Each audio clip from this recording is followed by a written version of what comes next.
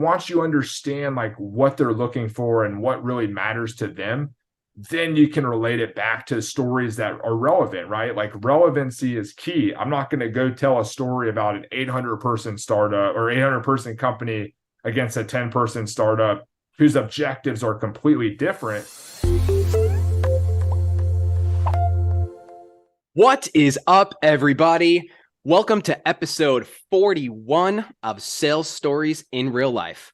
I'm your host, Alex Bruschi, and this is the show where professional salespeople share their stories on memorable buying experiences.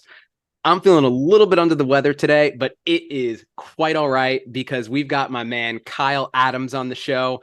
He started in sales at Oracle. He's now an account executive at Vanta. Kyle, welcome to the show. It's a blast having you here. I hear that you had a really memorable buying experiences when you were sold coaching services from a former Navy SEAL. What happened there? Yeah. Happy to get into my story and, ultimately talk about that experience. But first and foremost, I just want to say that I just drove back from Austin to Georgia, 14-hour trip. So when you talk about under the weather, I, I may be a little under the weather myself, and the pollen in Georgia may be getting to me. So if I sniffle during this, no one judge me. But yeah, so a little bit about my story, right? So I started Oracle in sales, ultimately worked for a few startups. Now I'm at Vanta. The buying experience I want to talk about, it's not necessarily something tangible, right? Like I've listened to a lot of your episodes. People talk about software, talk about apartments, talk about cars. I could have done my Forerunner, but didn't do that one. It actually goes back to coaching services. So the funny thing about it is like my first few years in sales, like I didn't necessarily seek outside help. And one of the things I regret is actually not doing that. I kind of viewed like, therapy and seeking help as something that like, as the youngest of three, and I'm the youngest of two older brothers, it's like something I didn't necessarily ever pursue. I was like, oh, looking up to them and how tough they are, and ultimately seeing that like, they weren't seeking help. So I didn't necessarily seek help myself. But, let's go back like 8 months in time. And I was actually a pretty down point, right? Like from the outside, I was doing well in my career, performing well at Vanta, everything looked good, posting all the time on LinkedIn, people coming to me seeking help. But really at the end of the day, like I feel like I was an imposter in some ways. And it reached a point where I really didn't feel like I deserved the success I had, and kind of viewed it as luck. And it just so happened that one of my good friends reached out to me and said, hey, like, I went through this session with this coach. His name is Zach Paul. I went through this session with him. It was a couple months long, and I saw a lot of value from it. So, I want to make that introduction for you. And it couldn't have come at a better time, right? Like I reached back out and said, is this a God thing? Because, I've been kind of struggling in my own life and, seeking help from somebody. And when he said he was an ex-Navy SEAL, I'm like, wow, like this is a no-brainer, right? This is probably the person I want to work with. So, I got that introduction, hopped on the call with Zach. And, I think the buying experience I want to talk about is the storytelling and how powerful it was to me.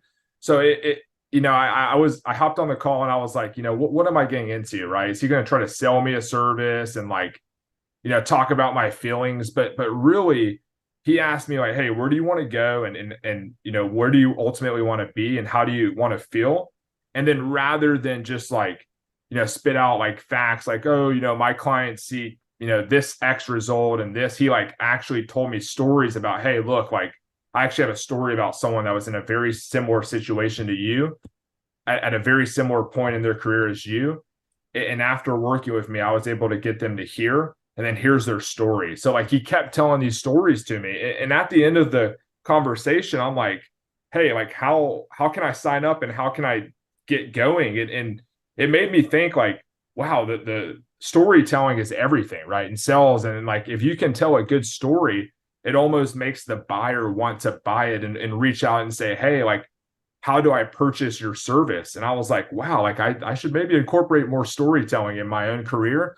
But after that conversation, I signed up, went through a couple months with him, and ultimately like it changed my life. And it just so happened just a couple months ago, I went through some pretty bad health issues.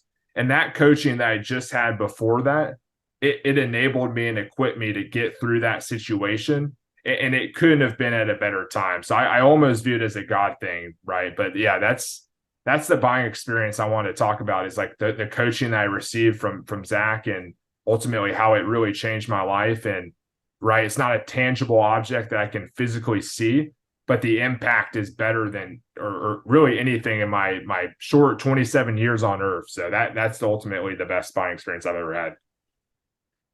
Man, that's outstanding. First and foremost, thank you for vulnerably sharing your struggles, right? Like, to your point, people could look on the exterior, people could look on LinkedIn and they could say, oh, this person's successful, this person's this and this, but you never really know what's actually going on deep down until you ask, or until you ask for help. So first off, thank you for sharing. And second of all, thanks for sharing the importance of asking for help, right? Like, you don't have to go through that stuff alone. With that being said, I love this topic of storytelling because I think it's a very easily misconstrued topic of sales, right? Like, and for example, you're selling at Vanta, right? It's a pretty technical product, right? If you're on the phone with a prospect and they're like, hey, how does this specific technical widget work? And you're like, well, let me tell you a story, right? They're going to be pissed off. That's going to be a horrible experience. But when you insert it at the right time, right? When you deliver it correctly, storytelling can be really powerful. So obviously may not have time to go into an entire story that he told you, but like, what we're saying maybe in examples, right, of times within that sales process where he was inserting stories that were actually helpful versus kind of shooting yourself in the foot.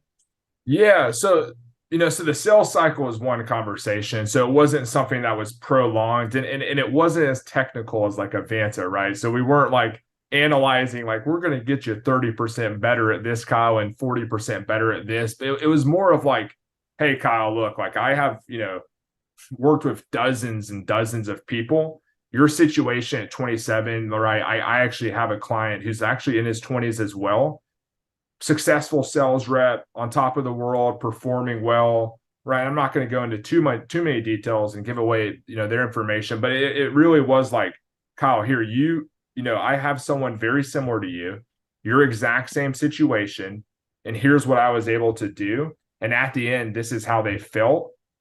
I can envision that happening for you. And that was like the impact of the story that he was giving me, right? Like, and it was so powerful to the point where it was like, I was visualizing, like, wow, like, after this coaching, if I can feel that way, then it's so valuable for me. And I could see it, right? Like, I think the best storytellers, they make the person feel it. And after that conversation, and he, told me two or three stories, I realized pretty quick, like, wow, like, this guy's done it many times before. These people are no different than me. They come from a similar situation where they're struggling, right? Imposter syndrome, not feeling like they deserve what they have. And by the end of it, he was able to get them to, the point where they didn't necessarily feel like that anymore. So when I look at, like, yeah, like Vanta sell, going back to Vanta, it's like, sure, I'm not going to talk to a technical buyer, and then when they're asking me a question about a feature, say, you remind me of this other customer that had the same feature ask, right? I'm not going to do that. But like, when I'm having a high level conversation with like a CEO, and the technical buyer might be there, but the CEO doesn't want to get into the nitty gritty. He wants to better understand, like, Kyle, like, tell me, some stories, or tell me a situation that's very similar to my startup. That's the power of a story, right? And when you talk about placing a story, it's all about placing at the right time. You can't just tell story after story, and it's not going to have an impact. But if you can land that story at the right time, that will ultimately potentially lead them to saying, I want to sign right now. Send me the DocuSign. I'm like, I've already sent it over. You haven't signed yet. But yeah, that's the way I do that. That's awesome, and such a great example too, because I don't know if it's quite as simple as like, know your audience, right? Like, don't tell stories to technical buyers, right? And like, tell stories to people who are visionaries. But, it's one thing that we hear all the time, right? Is like, people buy with emotion and then they reason with logic, right? So like, when you can tap into that emotional side and tell a story, what you said that really stood out to me is that you could feel it, right? You're not just listening to a story and it's like going in your ear and it's resonating. Like, you can feel yourself in that story, right? That's powerful. That's like really doing much more than just selling, right? You're like transforming the way somebody views something, right? Like that's a really valuable experience, right? That you could deliver to someone. So let's say, speaking in generalities here, obviously no two deals are the same, no two prospects are the same, no two deal cycles are the same. What would you say, kind of generally speaking, are good points in the sales process where you can tell stories, right? And times where you should probably stay away from storytelling? Yeah, I think the most important thing is really understanding like what are they seeking and really why are you having that conversation in the beginning. So Mhm. like once you understand why and where they want to go and understand their timeline, then that's a great, moment where you can place a story and say, hey, I understand that X, Y, and Z are important to you. I understand that you want to get there in this timeline. Let me tell you a similar situation where I helped, this company. They had the same, concerns like X, Y, and Z, and they had the same timeline. And here's how we were able to get them from point A to point B. I think you really need to do good discovery. You can't just hop on a call and say, oh, you're a 10-person startup. Let me tell you a story about another 10-person startup because, no company is the same. But once you understand like what they're looking for and what really matters to them, then you can relate it back to stories that are relevant, right? Like relevancy is key. I'm not going to go tell a story about an 800-person startup or 800-person company against a 10-person startup whose objectives are completely different.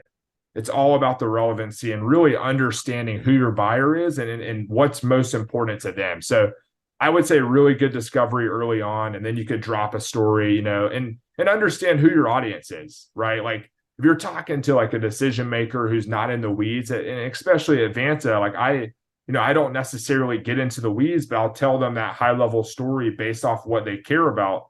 If it's someone more technical saying, hey, Kyle, X feature versus what, yeah, maybe I won't tell a story in that moment. I'll get more into the weeds, but it's really just understanding your buyer, understanding what matters to them, and then driving home a story that relates to that buyer and really humanizing the sell in that moment.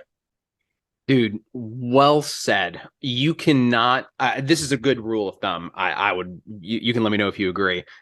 Don't tell a story until you have a lay of the land, right? Like you can't go in there and make assumptions and tell a story, right? And it's going to land because chances are it'll land, but it'll probably land poorly, right? And now the person's probably not paying attention. They're probably already checked out. But when you've got a lay of the land, when you've done discovery, you know what matters to them now, you know what matters to them in the future. Then you can connect those two with a story, right? And I almost just kind of came up with that on the spot. Like stories connect, right? Like visions.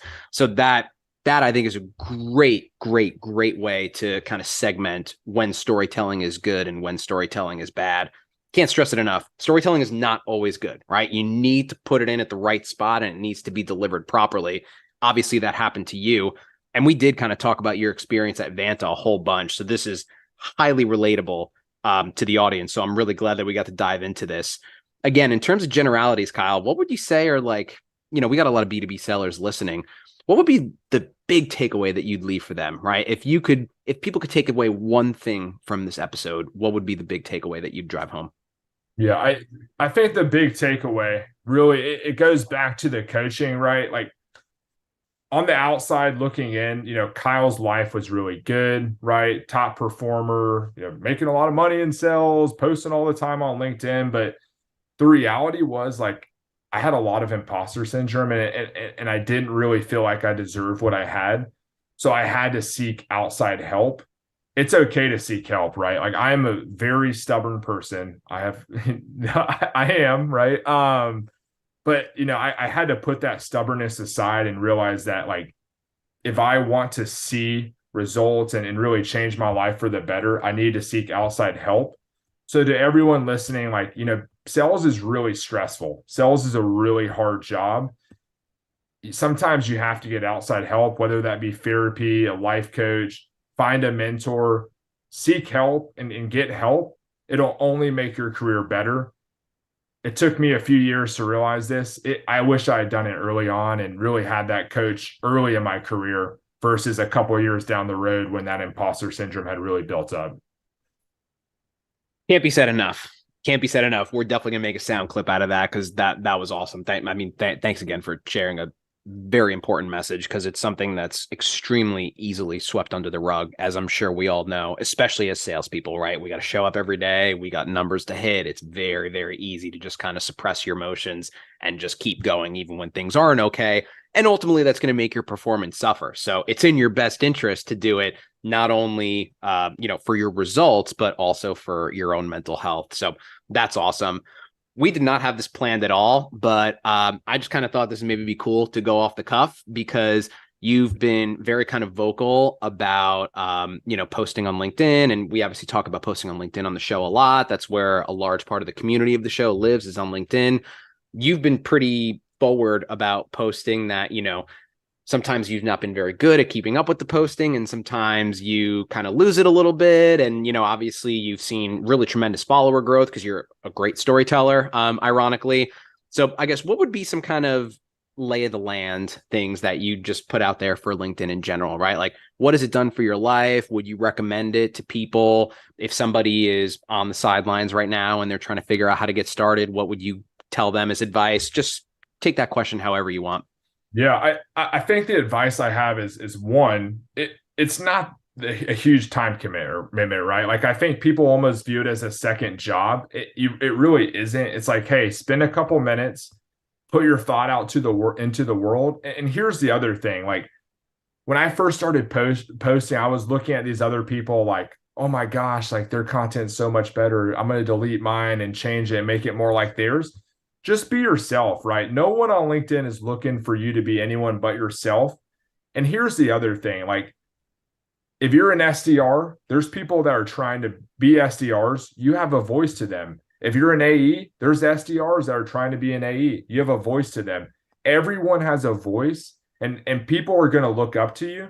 Sometimes, when I post, I'm like, oh my gosh, like no one's going to see value in this. And then next thing you know, it's my best post because people are like, Kyle, I never thought about that. And it's almost second nature to me. I'm like, oh, wow. Like looking back at my career, I actually didn't know that at that stage. So you have a voice and you have a lot of value to add, even when you don't think you have value to add. So that's probably the biggest advice I would give to anyone on LinkedIn is like, just be original, just be yourself, offer value, and there's no need to change who you are. And then also engage with people. Don't be the person that writes the post and then doesn't comment back or doesn't like other posts, because you're not going to build a community or really build a network unless you're engaging with other people. So yeah, that's probably the biggest takeaway for me. Beautifully said. This is like my one point that like I'll die on this hill 365 days a year.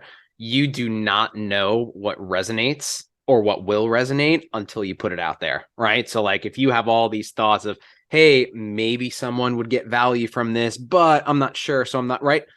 Just post it, right? Or just put it out there, right? Until you put it out there, until you get feedback from your ultimate end audience, end customer, whatever it may be, you have no idea, right? Like our ideas are only hypotheses and we put it out there to test it in a sense. Like to your point, throw out a post and, oh man, this is like one of my worst posts. And then it turns out to be one of your best posts, right? And it resonates with so many people. So I love that. That is another one of those points that can never be hit hard enough. Kyle, this has been a freaking blast. I know pre-show you wanted me to mention that the dogs are national champs. We'll take that moment to do that here. Anything you want to plug with the audience here before we jump? Yeah, if you could take away anything from this episode is like, look, I'm a normal person. Some people call me an influencer on LinkedIn. I wouldn't really say that. Just post on LinkedIn, find a coach.